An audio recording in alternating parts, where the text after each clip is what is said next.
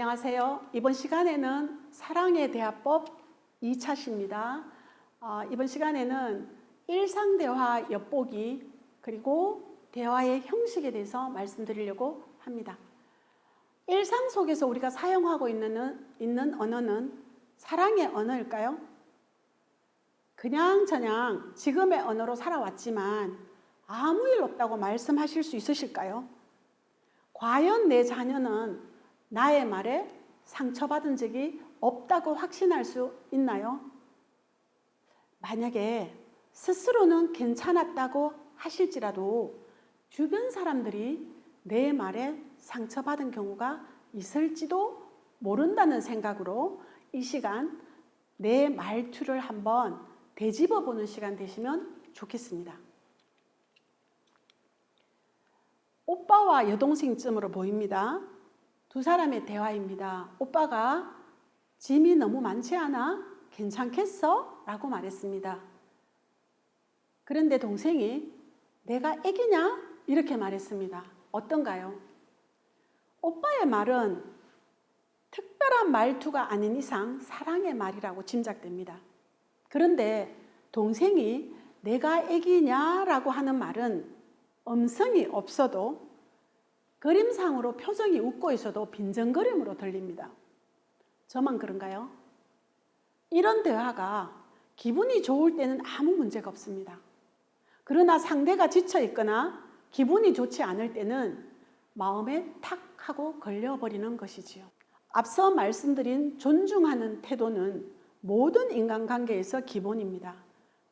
그럼 대화의 구조에 대해서 알아보겠습니다. 대화의 구조를 보면 대화에는 화자와 성자가 있습니다. 화자가 부모가 될 수도 있고 자녀가 될 수도 있겠죠. 자, 앞그림을 통해서 보면 먼저 오빠가 화자입니다. 짐이 많지 않은가? 괜찮은가? 하고 물었죠. 이때 동생은 반응을 하기 전에 해석을 해야 합니다. 오빠가 왜 물어보는지, 뭐 때문에 물어보는지, 또 오빠의 어떤 마음으로 물어보는지를 알아내야 합니다.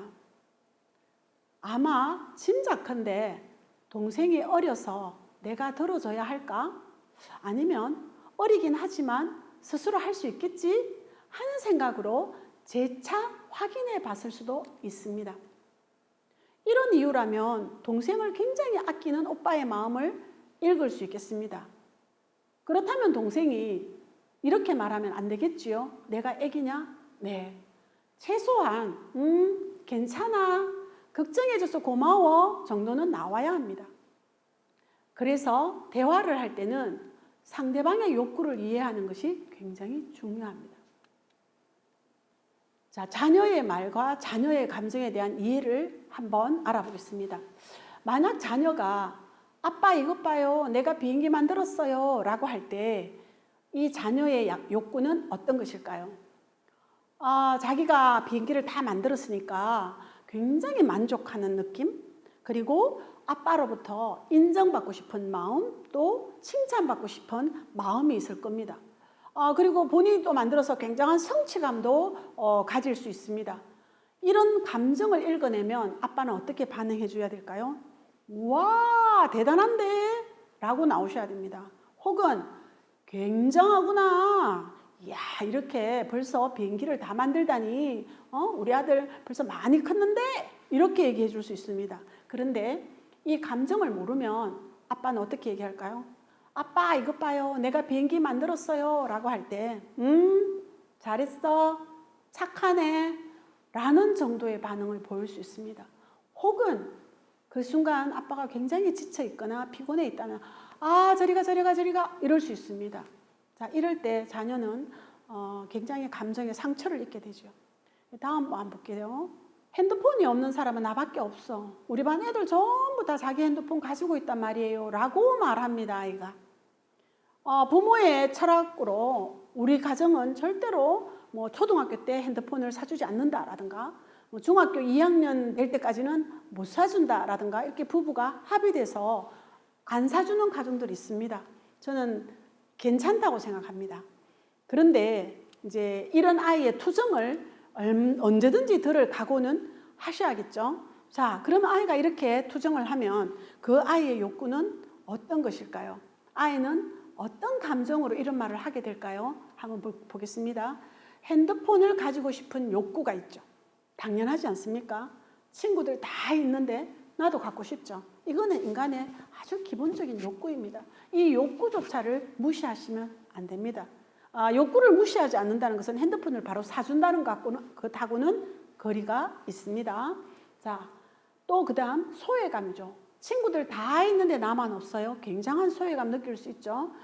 친구들끼리 얘기하다가 바로 야 우리 검색해보자 라고 하는데 저는 핸드폰이 없어서 검색할 수 없다면 굉장히 소외감 느낄 수 있고 굉장히 뒤지는 느낌이 들 수도 있죠. 또 부럽죠. 그죠?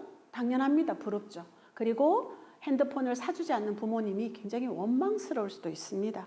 아이의 감정은 충분히 아이의 감정 안에는 충분히 이런 것들이 자리할 수 있습니다.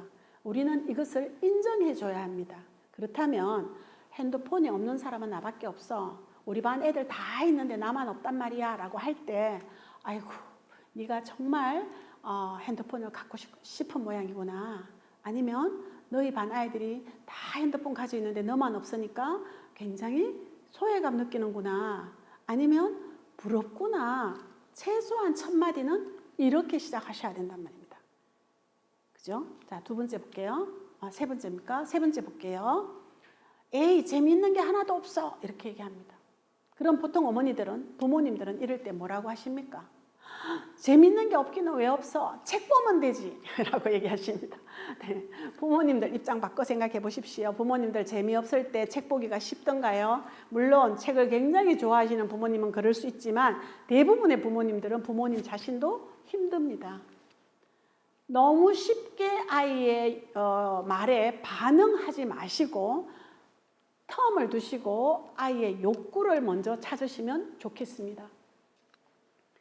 이 욕구는 뭘까요? 심심하다. 뭐 이런 욕구 있고요. 그 다음에 굉장히 무력하다. 아무것도 하고 싶은 게 없고, 뭐든지 이렇게 몸도 처지고, 동기부여가 하나도 되는 게 없다. 뭐 이런 느낌이 될 수도 있죠. 그 다음 새로운 것에 대한 욕구가 있을 수 있죠. 집에 있는 장난감, 집에 있는 게임, 집에 있는 책 다 재미없어요. 아니면 뭐 아빠랑 도서관 가고 싶다, 아빠랑 산에 가고 싶다, 아니면 아빠랑 놀이공원 가고 싶다. 이런 새로운 데에 대한 욕구가 있을 수도 있습니다.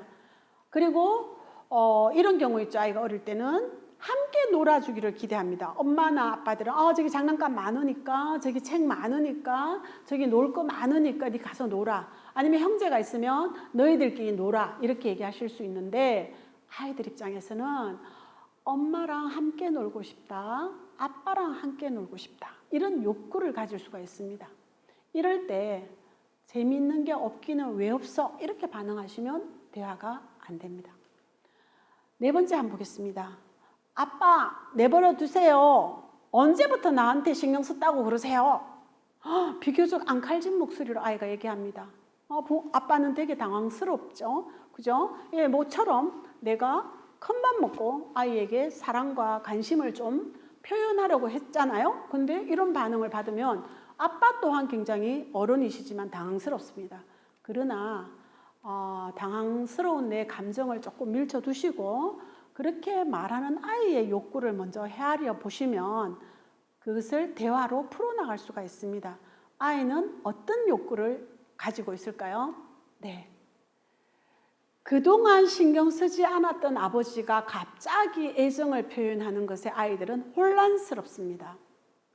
어른들은요, 아이들의 감정을 헤아리기보다는 자신의 감정을 먼저 챙기는 경향이 있습니다.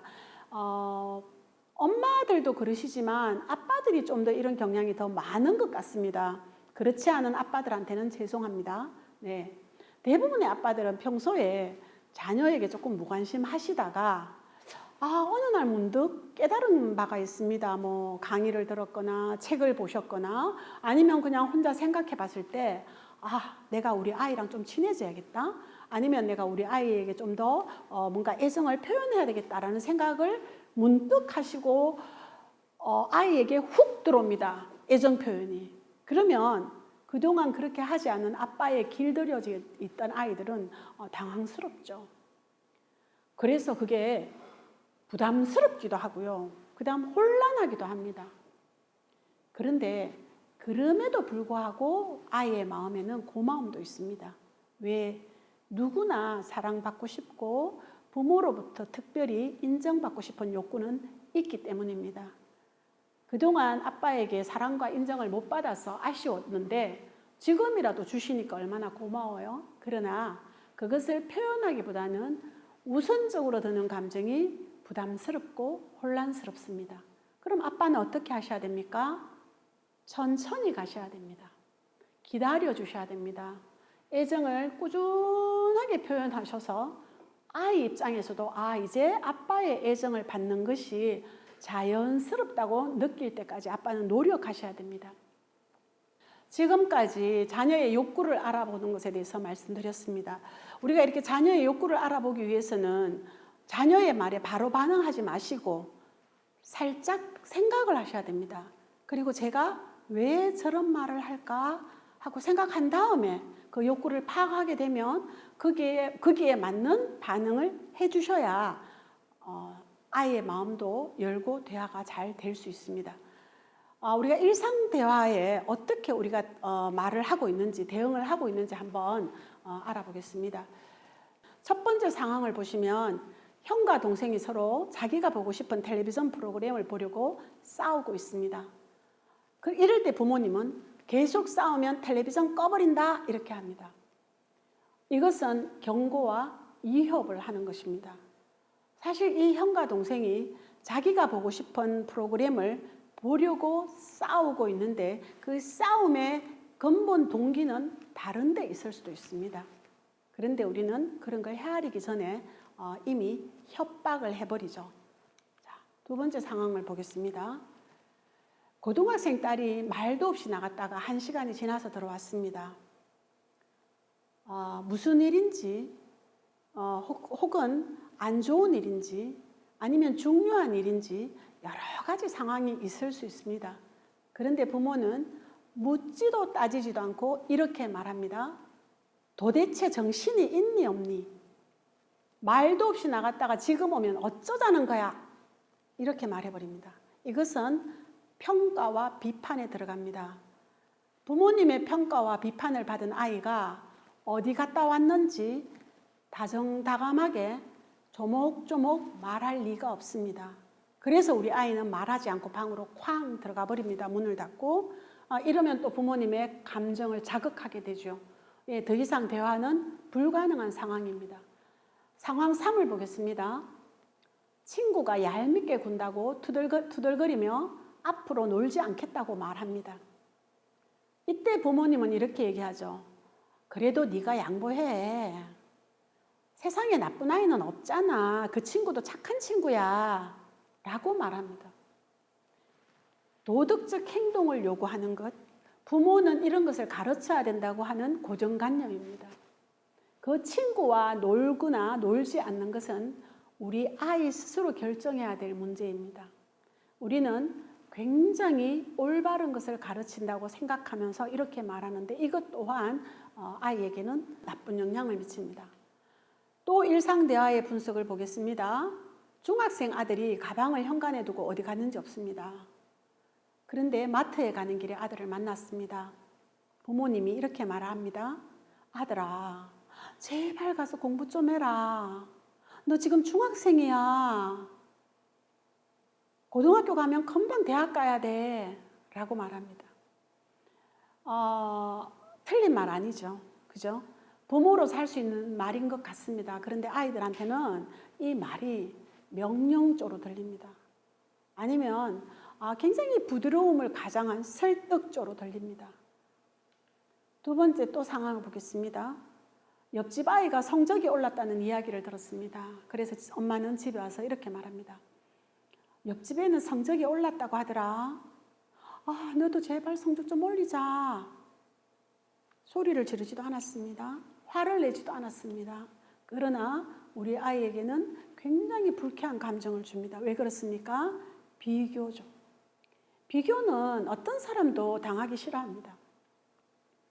지금 이 강의를 들으시는 여러분도 다른 사람이 누군가와 나를 비교한다면 굉장히 불쾌한 감정을 가질 수밖에 없습니다. 우리 아이들의 감정을 존중한다면 우린 이런 말을 해서는 안 됩니다. 한 가지 상황을 더 만나보겠습니다. 시험이 며칠 안 남았는데 핸드폰만 보고 있습니다. 아이가. 시험이 코앞인데 폰만 보고 어쩌려고 그래. 이번에도 성적 안 오르기만 해봐라. 너 알았지? 네. 협박이죠. 성적이 안 오를 수도 있습니다. 그럼 안 오르면 어떻게 할 거예요? 방법이 없습니다. 아이를 내쫓을 수도 없고, 요즘 때릴 수도 없습니다. 그죠? 한마디로 영양가 없는 말들을 부모님들은 끊임없이 하시고 계십니다. 이런 말들이 쌓여서 아이와 부모와의 관계를 단절시켜버립니다. 이런 말을 하루에 한 번 더 씁니까? 이틀에 한 번 더 씁니까? 여러분이 이런 말을 자녀에게 하루에 한 번 합니까? 이틀에 한 번 합니까? 제가 대면 강의 때 부모님들한테 여쭤보면 하루에도 10번씩 한다고 합니다. 하루에 10번씩 이 말을 내 부모로부터 거의 20년 가까이 들었다라고 생각하면 20살이 지나서는 그 부모와 절교하고 싶은 마음일 겁니다. 그래서 대부분의 경우 아이들이 대학교 가면 부모의 문자도 쉽고 카톡도 쉽고 전화도 쉽고 이런 말을 많이 하거든요. 네, 이게 꾸준히 부정적인 감정들이 쌓여서 오는 결과입니다. 자, 이런 부모님들의 일상적인 말투가 자녀들에게 어떤 영향을 미치는지에 대해서 알아보겠습니다. 명령하고 지시하고 강요하는 말은요, 주로 이런 겁니다. 아이들을 유아나 초등학교로 생각해서 제가 예시를 뽑아봤습니다. 장난감 치워라, 숙제해라, 양치해라, 손 씻어라, 가방 똑바로 놔라, 학원 가라. 주로 뭐뭐 해라, 뭐뭐 하지 마라. 이런 말을 많이 하시죠. 만약에 가정에서요, 이 해라와 하지 마라는 말을 빼버리면 부모님들은 자녀들에게 무슨 말을 해야 할까요? 굉장히 난감해 하시는 경우를 많이 뵀거든요. 우리는 이런 말로 그냥 하루에 많은 시간을 자녀와 대화한다고 착각하고 계셨던 겁니다. 근데 이런 말을 많이 들은 아이는요, 스스로 판단하는 능력을 상실하게 됩니다. 이런 경우 있습니다. 엄마가 딸기를 깨끗하게 씻어서 식탁 위에 올려놓고 볼일을 보러 나갔습니다. 엄마의 마음은 뭐였습니까? 아이가 학교에 갔다 와서 간식을 먹고 학원을 가야 하는데 내가 부재중이니 나 없는 사이에 이 딸기를 먹고 갔으면 좋겠다 하는 표현입니다. 그런데 저녁에 돌아와 보니 아이는 없고 딸기는 그대로 있습니다. 그래서 아이에게 너 왜 엄마가 씻어놓은 딸기를 안 먹었니? 라고 물었더니 아이가 뭐라고 했게요?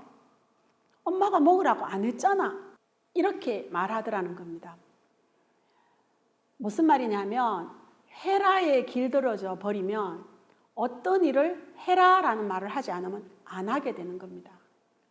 그리고 두 번째는요, 창의력과 자신감을 떨어뜨립니다. 스스로 무슨 일을 하다가 실패도 해보고 또 잘못된 길로 가보기도 하고 내가 원래 만들려고 했던 게 아니라 이상한 작품이 나오기도 하고 하는 과정을 통해서 이 아이는 창의력도 크고 이렇게 했더니 되네, 저렇게 하니까 안 되네, 와 이렇게 하니까 더 잘 되네 하는 경험이 자신감을 생기게 해줍니다. 근데 부모가 모든 것을 정해놓고 해라 하지 마라 라고 틀을 만들어 놓으니 아이는 이런 경험을 할 기회가 없습니다. 그러니까 자신감도 없어지고 창의력도 없어지죠. 왜냐하면 스스로 결정해서 한 것이 없기 때문에 자신감이 생길 수가 없습니다. 그리고 남의 명령에 무조건 따르는 의타심이 생깁니다. 이게 어머니들은요, 가정에서 내 말을 잘 듣는 아이를 되게 좋아합니다. 그런데 사회에 나가서 남의 말을 잘 듣는 내 아이는 매력적이지 않습니다. 자신의 의견을 기꺼이 내놓고 씩씩하게 의견을 발표하고 남들과 더불어서 조율하고 이런 아이들을 좋아합니다. 역시 회사나 어떤 단체에서든지 이런 사람을 환영합니다. 남에게 늘 기대는 사람은 어디에서도 환영받지 못합니다. 우리 부모님들이 제일 싫어하는 아이를 우리는 가정에서 20년 동안 내가 온갖 열정을 다해서 길러낸 것이다. 이렇게 생각하시면 되겠습니다. 여러분 어떠세요? 네. 또 하나 보겠습니다. 경고 이습하는 말입니다. 아이들한테 이런 말을 많이 합니다. 당장 그만두지 않으면 뭐 이렇게 합니다. 아이가 게임을 막 하고 있습니다. 문을 팍 열고 당장 그만두지 않으면 뭐 이렇게 얘기합니다. 어쩌실 건데요? 필요 없는 경고와 협박은요, 부모의 위신만 떨어뜨립니다. 그리고 또 이런 말 있죠. 한 번만 더 해봐라. 이런 거 있죠. 아이가 거짓말하고 학원을 빼먹었어요. 근데 엄마가 한 번만 더 거짓말하면 어쩌실 건데요? 한 번만 더 거짓말하면 학원 안 보내실 거예요? 그럼 엄마가 애가 달아서 못 살잖아요. 아무 필요 없는 말입니다. 그 다음에 또 이런 말 하죠. 너 엄마 말 그렇게 안 들으면 역시 어쩌실 건데요? 해결책이 없는 이런 말들, 경고성 말들을 계속 하게 되면 우리 아이는 건의에 대해서 저항감이나 적개심을 갖습니다. 소위 말하면 우리 부모와 자녀 간의 관계에서요, 누가 갑일까요? 아직까지는 돈이 있고 힘이 있는 부모가 갑입니다. 그래서 부모님이 자녀에게 명령하거나 경고하거나 위협을 해도 자녀들이 크게 저항하지 못합니다. 그런데 그 저항하는 마음 속에서 어떻게 해요? 계속 자랍니다, 마음이. 그죠? 아이 마음에서 계속 자랍니다. 그러다가 이제 아이가 힘이 있어집니다. 돈도 벌고 사회생활을 하게 됩니다. 부모에게 어떻게 할까요? 물론 뭐 착한 심성의 아이들은 또 별개로 생각할 수 있겠지만 그 아이 마음에 있는 그 상처, 아픔은 쉽게 씻겨지지 않습니다. 그리고 부모가 경고나 위협을 많이 하게 되면요, 아이들은 눈치를 보는 아이가 됩니다. 왜냐하면 그 순간을 모면하려고 하기 때문입니다. 일단 이 순간을 모면해서 벌을 받지 않으려고 하는 것, 혼나지 않으려고 하는 그 마음만 생깁니다. 이 눈치를 보는 아이 여러분 좋으세요? 내 자녀가 내 눈치를 계속 봐요. 유쾌하나요? 우리가 예수님 눈치를 계속 보면 예수님 어떤 생각 드실까요? 예, 마음이 되게 아프실 것 같아요. 한 자녀로서 당당하고 씩씩하게 자신만의 어떤 주도권을 가지고 사는 모습을 우리는 보기 좋게 생각합니다. 내 자녀도 그렇게 해야 됩니다. 그렇게 하려면 내가 이렇게 경고성 멘트를 자꾸 날려서는 안 됩니다. 그 다음에요, 이 모든 것의 가장 큰 아픔은요, 자녀와 부모의 친밀감을 상실하는 겁니다. 제가 앞서 말씀드린 그 허준의 동의보감에 나오는 통즉불통, 불통즉통이라는 말씀을 드렸잖아요. 부모와 자녀의 관계에 대화가 안 되고 막혀 있으면 자녀는 굉장한 상처를 받습니다. 역시 앞서 말씀드린 것처럼 몸의 상처는 바로 치료할 수 있습니다. 왜? 표가 나니까요. 마음의 상처는 바로 표가 안 납니다. 그 사람의 일생에 걸쳐서 영향을 미칩니다. 우리 아이가 밝고 맑게 긍정적으로 살아가기 위해서는 부모의 사랑과 지지와 격려가 필요합니다. 사랑과 지지와 격려에는 이런 우리의 일상적인 대화를 다 없애야 합니다. 평가하고 비판하고 우롱하는 말 의외로 많이 하십니다. 우리 부모님들이. 어떤 말들이냐면 아이들한테 이렇게 얘기합니다. 설들려면 아직 멀었구나. 너 도대체 생각이 있어 없어?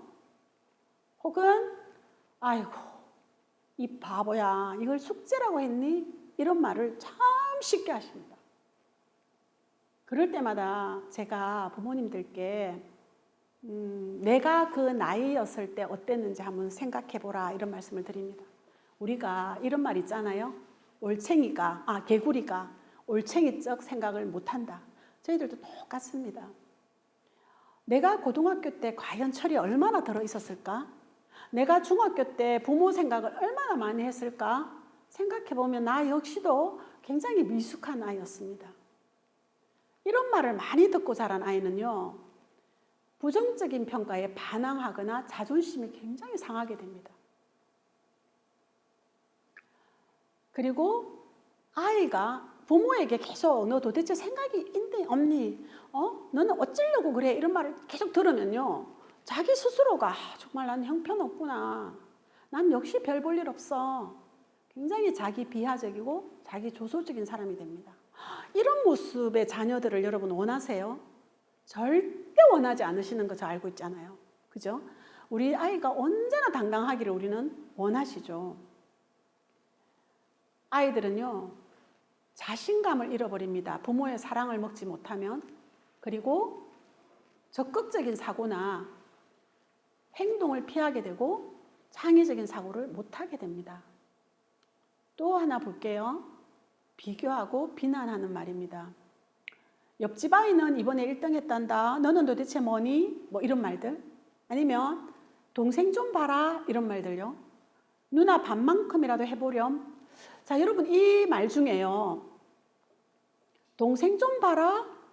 이 말은 할 수 있지 않나? 뭐 이런 생각을 하시겠죠.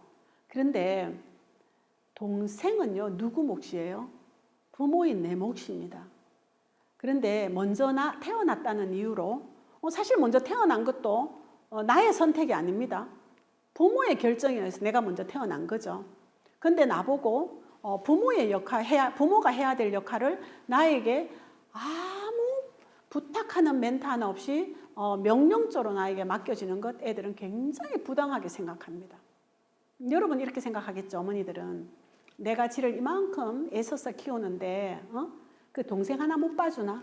라고 생각하시겠지만 아이들 생각은 다르다는 겁니다. 그러면 이런 부탁을 할 때는 어떻게 해야 돼요? 정중하게 부탁하셔야 됩니다. 엄마가 무슨 일로 바빠서 네가 언제부터 언제까지 동생을 어떻게 좀 케어해 줄 수 있겠니? 이렇게 부탁하셔야 됩니다. 굉장히 어렵죠. 왜 어려운가 하면 예전에는 부모의 말이 무조건 명령이었습니다.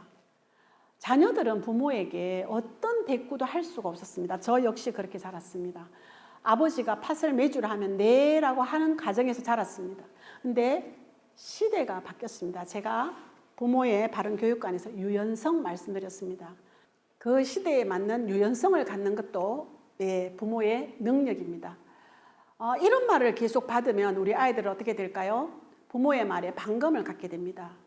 반감을 갖는다는 것은 부모의 말에 신뢰를 갖지 않게 되고, 신뢰를 갖지 않는다는 것은 흔히 말해서 부모 말을 듣지 않게 됩니다. 그리고 이런 말을 많이 들은 아이들은요, 부모뿐만 아니라 세상의 모든 사람에게 반감을 갖게 됩니다. 그리고 그 사람들에게 적개심을 갖게 됩니다. 우리가 지금까지 일상의 언어를 쭉 엿봤는데요, 일상의 언어에서 사랑이라는 게 빠져 있습니다. 그 사랑이라는 게 빠져 있는 이유를 저는 이렇게 짚어봅니다. 첫 번째요, 자녀의 욕구를 무시하고 있습니다. 소위 말해서 자녀가 말하거나 자녀가 행동하는 것에서 우리는 왜 저렇게 말할까, 왜 저렇게 행동할까를 알아볼 생각을 하지 않습니다. 그냥 나의 생각, 나의 판단, 나의 느낌대로 아이에게 말하고 있습니다. 두 번째는요, 자녀의 느낌이나 생각에 귀를 기울이지 않습니다. 역시 같은 맥락입니다. 아이가 울고 들어옵니다. 그러면 아이는 굉장히 다시 하겠습니다. 자녀의 느낌이나 생각에 귀를 기울이지 않습니다. 네, 같은 맥락입니다. 그리고 또 하나는요, 부모의 주관적인 판단을 절대시합니다. 내가 본 것, 내가 들은 것, 내가 알고 있는 것이 전부인 것처럼 말씀하시고 행동하신다면 자녀는 부모로부터 점점 멀어질 수밖에 없습니다. 지금까지 일상대화 엿보기였습니다. 다음 시간에는 구체적으로 듣기와 말하기에 대해서 말씀드릴까 합니다. 감사합니다.